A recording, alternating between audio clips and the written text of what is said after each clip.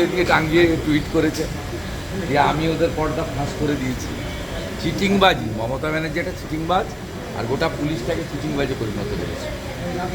এবং আমি একটু আগেই শুনলাম অনেকগুলো মানবাধিকার সংগঠন কোথাবাড়ি এবং মুর্শিদাবাদের ভিকটিমদেরকে নিয়ে স্টেট হিউম্যান রাইটস কমিশনের কাছে এক ধর্না হাইকোর্ট অ্যালাউ করেছে 1টা থেকে 4টা। আমি ওটাতে যোগদান করব। ওরা আমাকে আমন্ত্রণ করেছে, আমি 1টার পরে যাব। এবং মুখ্যমন্ত্রী তো ধুলিয়ান সম্ভবত যাননি, হেলিকপ্টার ছাড়া চলেন না, মাঠে নাকি জল জমে গেছে।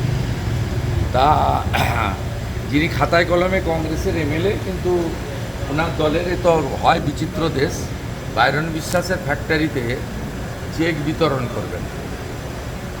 মোট ক্ষতিগ্রস্ত পরিমাণ 900-র উপরে, 40 জনকে জোগাড় করতে পেরেছে পুলিশ প্রশাসন। অনেক চেষ্টা করে গোটা 40 লোককে জোগাড় করেছে, বাকিরা প্রত্যাখ্যান করেছে। এবং মোথাবাড়ি থেকে ধুলিয়ান, শামশেরগঞ্জ, বেদবোনা, জাফরাবাদ, লালপুর সব জায়গায় হিন্দু বাড়ি দিয়েছে, কালো পতাকা উঠছে। মুখ্যমন্ত্রীকে ধিক্কার দেন। ফিরহাদ হাকিম ওই এলাকাগুলো দেখেন, তাকে নিয়ে যাওয়া হলো না, মানে এর পিছনে কি কোনো রাজনৈতিক? সে আমি জানি না ফিরহাদ হাকিমকে কেন নিয়ে যাননি, কবে নিয়ে যাবেন, সেটা আমি বলতে পারবো। মানবাধিকার কমিশনের ভূমিকা কিভাবে দেখেন? গত কয়েক বছর ধরে মানবাধিকার কমিশনের ভূমিকা, লাস্ট অশোক গাঙ্গুলির ভূমিকা দেখেছিলাম, তারপর থেকে তো মানবাধিকার কমিশন রাজ্যে আছে বলে জানা নেই। কিন্তু যেহেতু মাননীয় বিচারপতি সোমেন সেনের স্পেশাল বেঞ্চ 3 জনের দায়িত্ব দিয়েছেন যে ক্রিমিনাল কেস কী হবে এবং কম্পেনসেশন কী হবে ঠিক করার জন্য, জাতীয় মানবাধিকার commission, 1 representative from state human rights commission আর লিগ্যাল সার্ভিসেস অথরিটি থেকে 1 জন। সেই কারণে ভিকটিম পরিবাররা কালকেই সব কলকাতায় চলে এসেছিলেন, মোথাবাড়ি, ধুলিয়ান, মুর্শিদাবাদ, শামশেরগঞ্জে।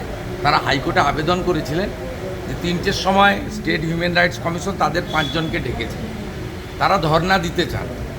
মুখ্যমন্ত্রীর এই সফরকে ধিক্কার জানিয়ে হাইকোর্ট অনেক লড়াই করে একটু আগে 15 মিনিট আগে অ্যালাউ করেছেন যে স্টেট হিউম্যান রাইট অফিস থেকে খানিকটা দূরে ওরা 200 জন ধর্ণা দিতে পারবেন 1টা থেকে 4টে পর্যন্ত।